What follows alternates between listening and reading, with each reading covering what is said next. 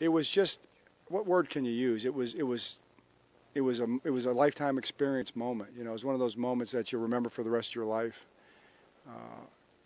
I was surprised at how big he was still. You know, I mean, he obviously he'd been fighting Parkinson's for 30 years, and the effects of it were, you know, clear. You guys have seen the pictures, and yet he was still. You could tell if he stood up straight, you wouldn't want to stand in front of him. So that was the physical part of it, and then the presence part of it was the thing that struck me the most. He had a presence that is hard to describe, but it was a giant presence, a kind of like a king. You know, he had that kind of a presence where you just respected not just who he was, but how he carried himself. You could tell he carried himself like kind of like a warrior, kind of like a king, kind of like a guy who had climbed those type of mountains, who had won those kind of battles. You know, that really boxing is kind of unique that way because it's such a one-on-one type of a sport, and it's just you and your opponent in the ring, and he didn't have to say anything.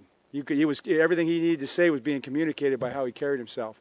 But the thing that struck me the most was because of that warrior type of a, for lack of a better term, that presence he had. He was great with our players and with our coaches and with us. He was great with us. I mean, he put his arm around you. He was great with you. But still, there was that kind of that man-to-man thing where he was the man, you know, and you felt that. And but then when the kids came around, that was completely broken down.